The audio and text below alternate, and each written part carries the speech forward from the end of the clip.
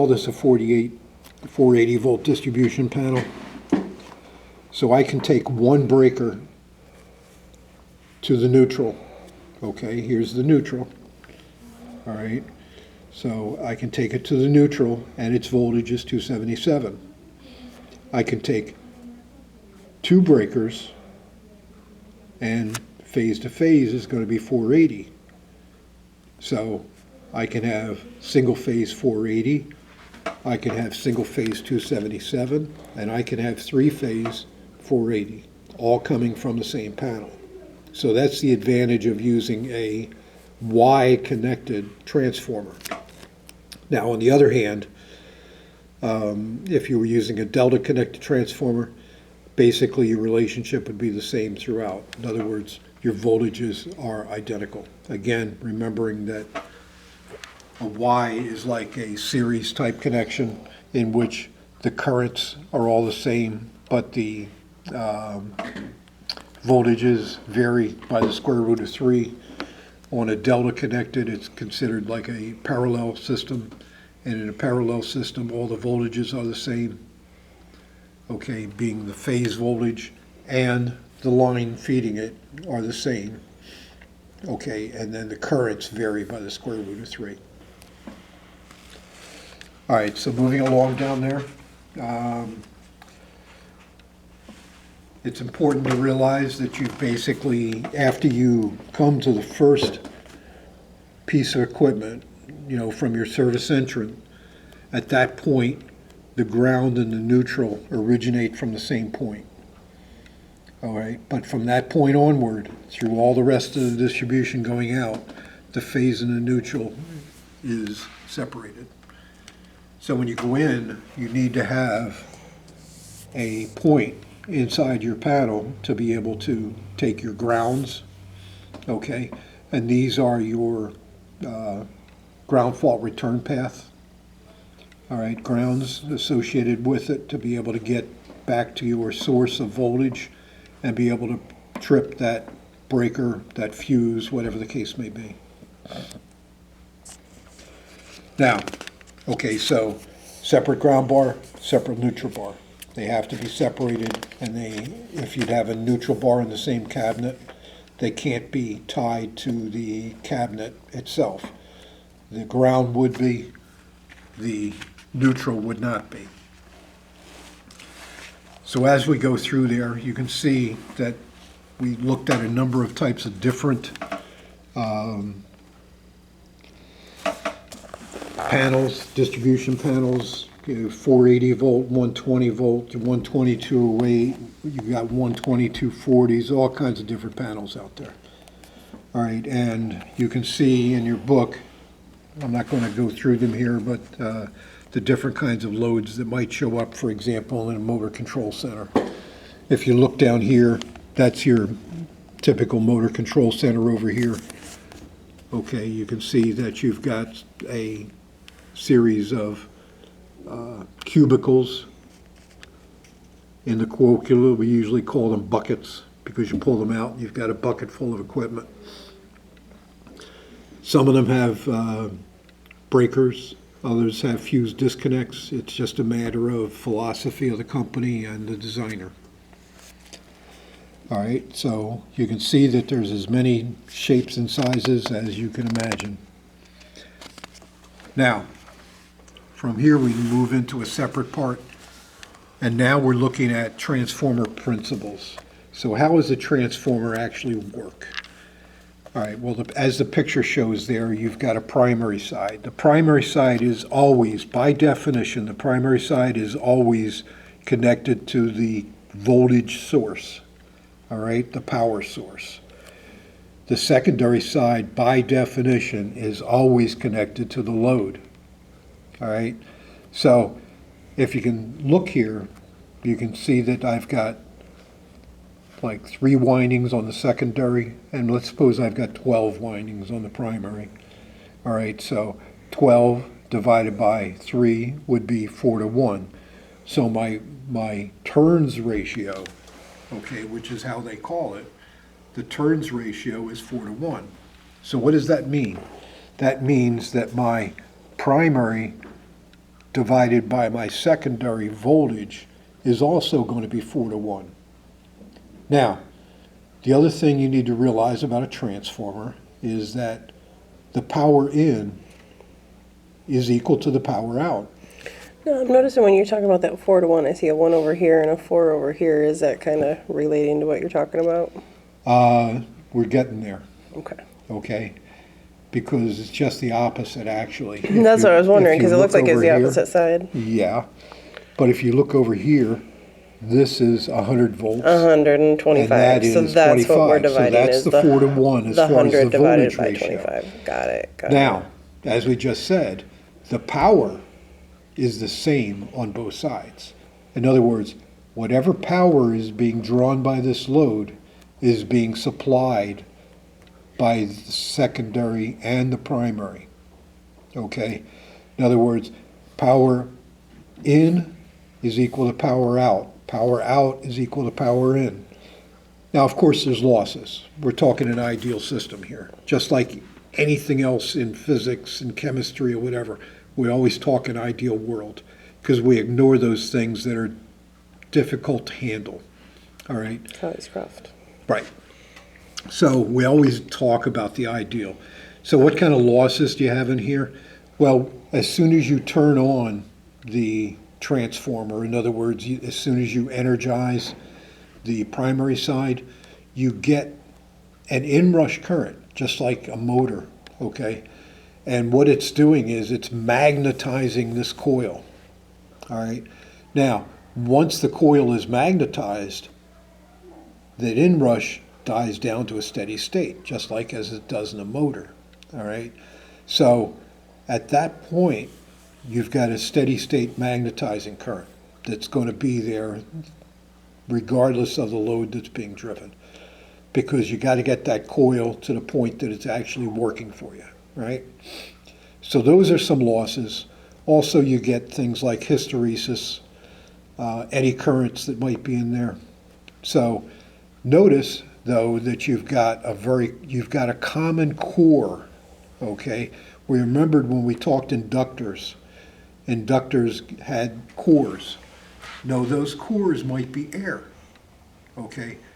But typically in a transformer, there's some type of a ferrous metal.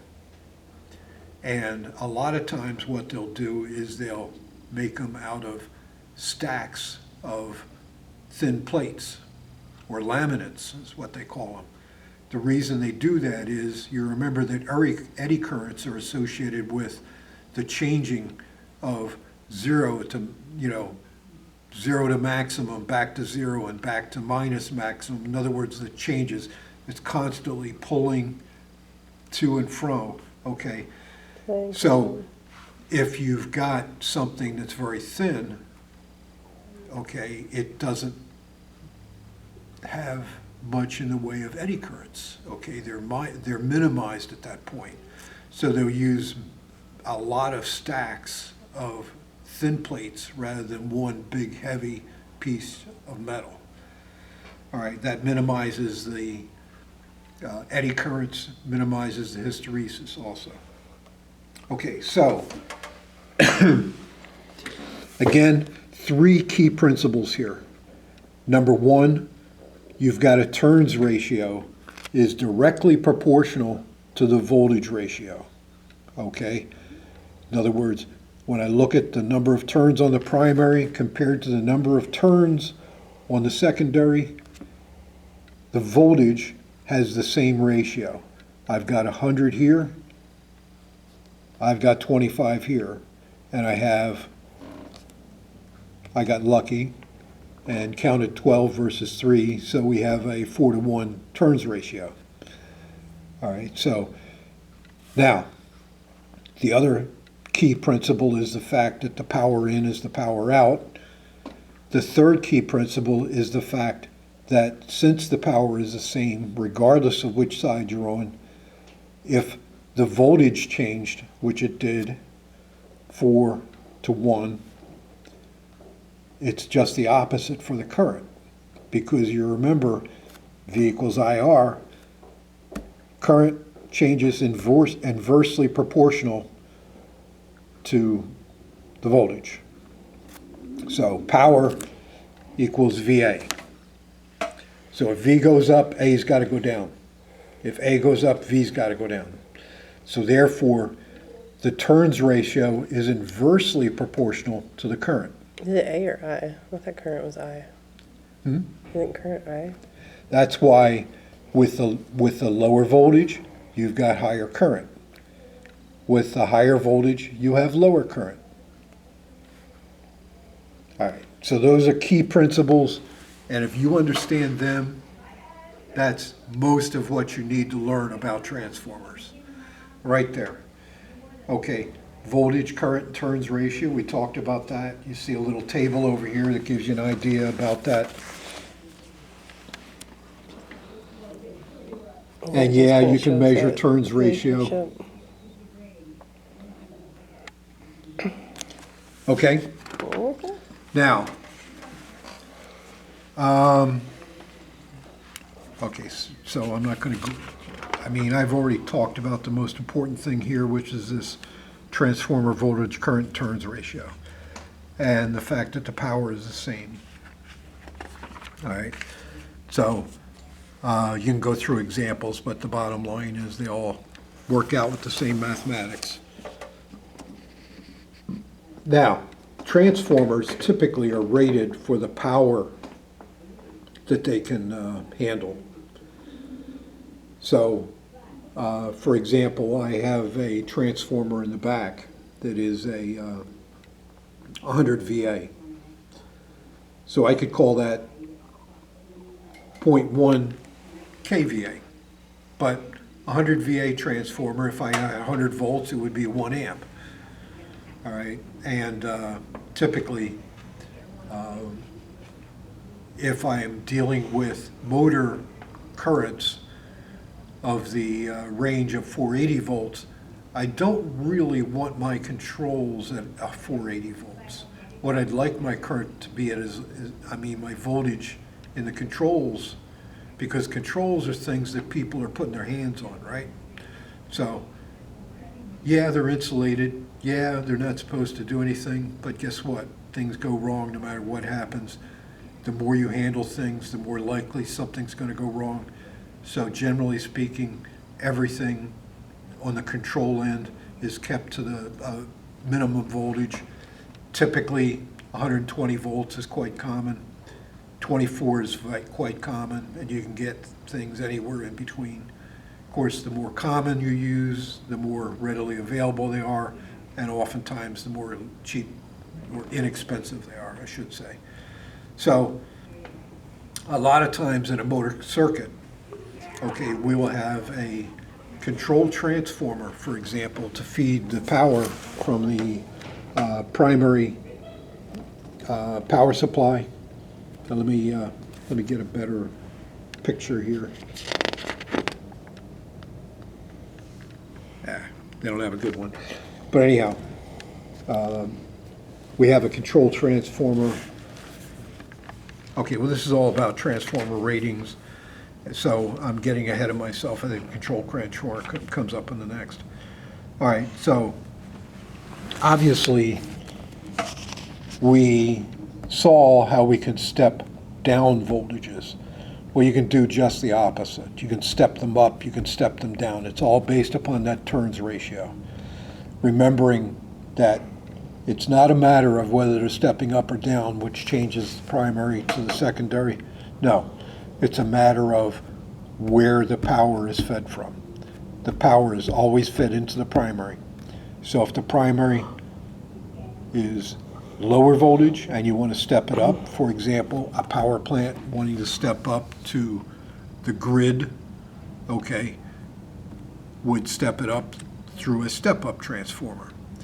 In other words, we saw that we had on the beginning of the chapter that we had 20,000 volts coming out of the power plant, and that was feeding up to 345,000. Okay, so that was a major step-up transformer. How is that accomplished? By using a higher number of windings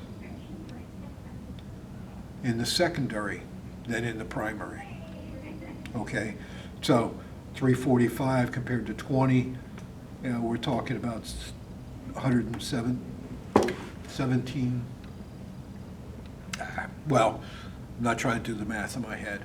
However, you can see that there would be quite a few extra windings in the secondary.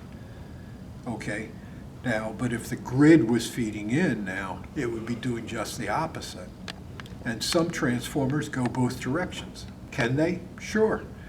And keep in mind, they're actually changing primary to secondary if they're going the opposite direction. For example, if the main unit transformer is used to feed the grid, okay, and then happen to change functions, and then the main unit transformer became fed from the grid, reducing it down to the 20,000 volts, it now flipped primary and secondary because the source of the voltage, the source of the current changed.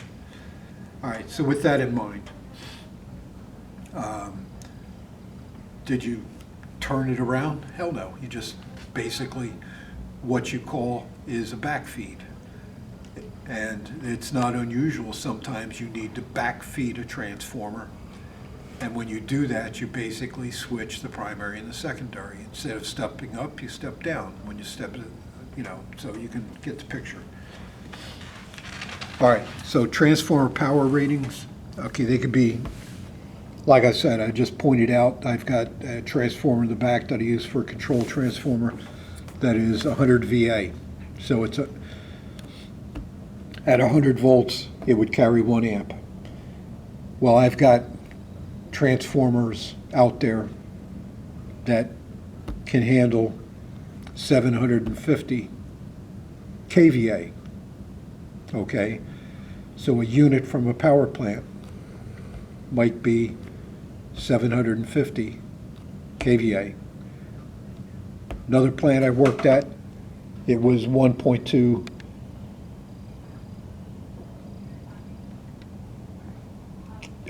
mega, and instead of kilo, it was 1.2 mega VA, or megawatts. All right, so you can see that you can get transformers in all sizes, all voltage levels you want.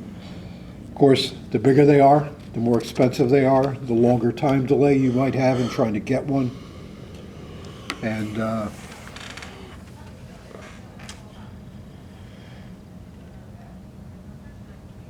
that's about it. Okay, now, I think we're going to break here a second because we'll talk on the next one later. Okay, see you in that.